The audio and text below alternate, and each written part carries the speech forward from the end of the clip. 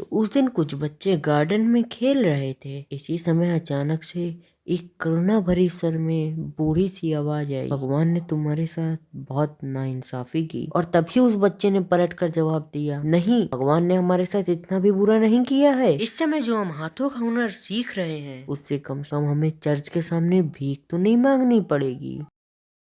Video को dislike करके देखना शुरू करो। अच्छी लगे तो लाइक करो, वरना डिसलाइक ही रहने दो।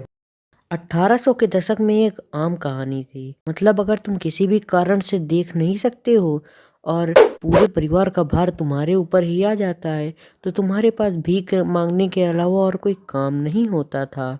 इसका मुख्य कारण था कि उस समय जो लोग देख नहीं सकते थे वो किसी तरीके का काम ही नहीं कर सकते थे।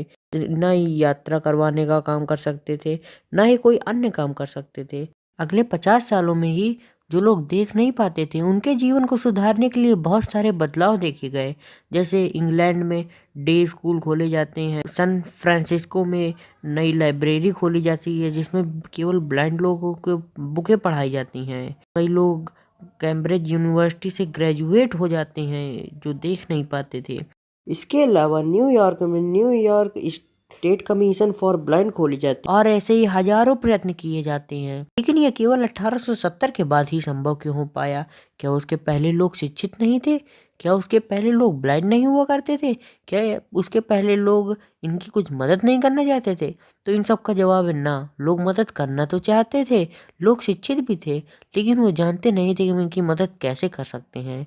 19वीं शताब्दी में कई सारे ऐसे लोग भी आए जो लोग बुत तो नहीं देख सकते थे लेकिन हमारे देखने के नजरिए को जरूर बदल दिया। उनमें से ही एक नाम था हेलन केलर और उनकी पुस्तक the story of my life, जिसका एक लेसन मैंने पढ़ा था हिंदी में, जो देख कर भी नहीं देखते। इनमें उन्होंने इतनी बढ़िया तरीके से बताया है कि जो लोग नहीं देख पाते हैं वो भी कितने अच्छे से महसूस कर लेते हैं उन चीज़ों को जो देख पाते हैं लोग वो महसूस नहीं कर पाते हैं। और इसके अलावा बहुत बड़े बड़े सिंगर भी जो देख नहीं सकते थे लेकिन उन्होंने अपनी मधुर आवाज से लोगों के दिल में अपने लिए बहुत ज्यादा प्यार बटोरा। उनमें से ही एक नाम था रे चांसलर, जिन्होंने 17 ग्रैमी अवार्ड जीते और इसके अलावा विश्व के बहुत सारे नामी अवार्ड जीते थे। अगर उनकी लिस्ट आप देखेंगे तो वो कितनी ही लंबी चली गई है।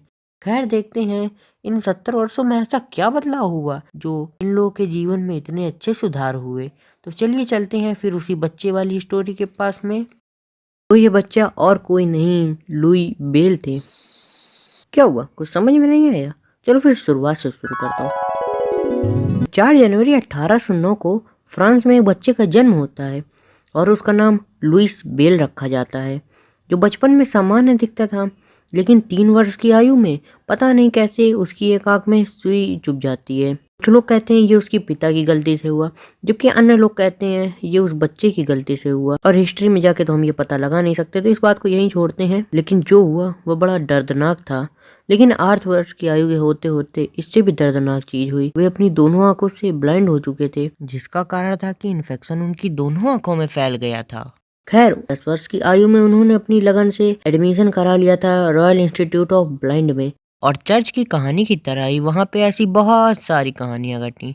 उसी दौरान उन्होंने आर्मी द्वारा यूज की जाने वाली एक सीक्रेट लैंग्वेज के बारे में जाना, जिससे आर्मी के जवान रात के अंधेरे में भी मैसेज पढ़ सकते थे। जिसे कुछ ऐसे यूज किया जाता, तो मान लो उन्हें लिखकर भेजना है नीड पेन, तो सबसे पहले लिख देंगे 2-3, फिर लिख देंगे 5-1-5-1 और उसके बाद में 4-1 और ऐसे ही लिख देंगे पूरा मैसेज। और बाद में वो लोग इसी टेबल के सहारे पढ़ पाएंगे पूरा मैसेज। लेकिन इसके लिए टेबल याद होनी चाहिए और मुझे कंफर्म नहीं पता है कि ये ऐसा ही होता है या नहीं, लेकिन लगभग ऐसा ही होता है जितना मुझे पता चला है, लेकिन मैं कोई गारंटी नहीं ले सकता हूँ। चलो फिर आगे बढ़ते हैं। तो इस लैंग्वेज को जानने के बाद लुई जी के दिमाग में ये विचार आया, क्यों ना हम ब्लाइंड लोग भी इसी लैंग्वेज का प्रयोग करें। लेकिन ये लैंग्वेज ब्लाइंड लोगों के लिए बहुत कठिन थी। इसका कारण ये था क्योंकि वो लोग तो अल्फाबेट कैसे दिखते हैं वो भी तक नहीं जानते थे, और उसके बाद में यहाँ तो पहले उसको अल्फाबेट जानना भी होना चाहिए और साथ में टेबल भी याद करनी होगी, तो काफी काम कठिन होने वाला था। तो जिसके बाद में यूई जी ने एक अनोखा तरीका निकाला। वे खुद अल्फाबेट डिजाइन करेंगे जो सरल और ब्लाइंड लोगों के लिए यूजफुल हो। 1829 में लोगों के सामने 6 पॉइंट की अल्फाबेट डिजाइन आई, जिसके हर पॉइंट को बदलने पे एक नया अल्फाबेट बनता था और जिससे ब्लाइंड लोगों के लिए लिखना और पढ़ना काफी हद तक सुधरा, जिसमें 1837 को मैथ की गाइड जोड़ी गई। 1838 में म्यूजिक, सिंबल्स, मैप्स, ज्योमेट्री की बहुत सारी चीजें जोड़ी गई। और इसके अलावा 1839 में डेका पॉइंट नाम की भी एक लैंग्वेज आई, जिसके इस्तेमाल के बाद उसे ब्लाइंड लोग भी पढ़ सकते थे और सामान्य लोग भी। लेकिन देखो, वो तुम्हारी स्क्रीन में आ चुकी है। वो देखने में काफी कॉम्प्लेक्स थी ब्लाइंड लोगों के लिए। सामान्य लोग तो भाई कैसी भी चीजें पढ़ ही सकते हैं, और उनके लिए वो ब्रेनली लैंग्वेज भी याद करना कोई कठिन काम नहीं था।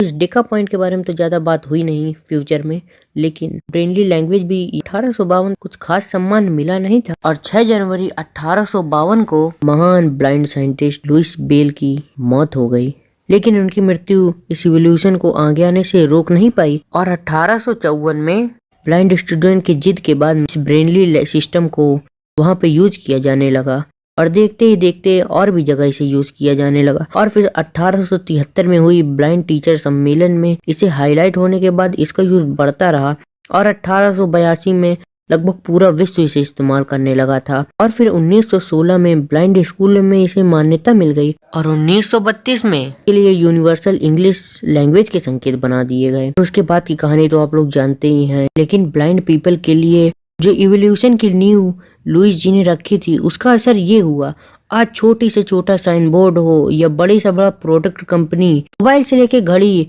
नोट से लेकर रोड मैप से लेकर गेम, आज हर जगह पर ब्रेनली लैंग्वेज का यूज किया जाने लगा है। इसके बाद में ब्लाइंड लोगों के जीवन को सुधारने के लिए वैसे तो बहुत सारे इन्वेंशन किए गए, बहुत सारे सक्सेस भी हुए, लेकिन इनमें से एक इन्वेंशन के बारे में मैंने पढ़ा तो सोचा आप लोगों को भी बता देता हूँ। इस इन्वेंशन का नाम है ऑरकैम माई आईज। ये एक डिवाइस है जो टेक्स्ट पढ़ सकता है, ऑब्जेक्ट को पहचान सकता है, और साथ ही लोगों को भी पहचान सकता है।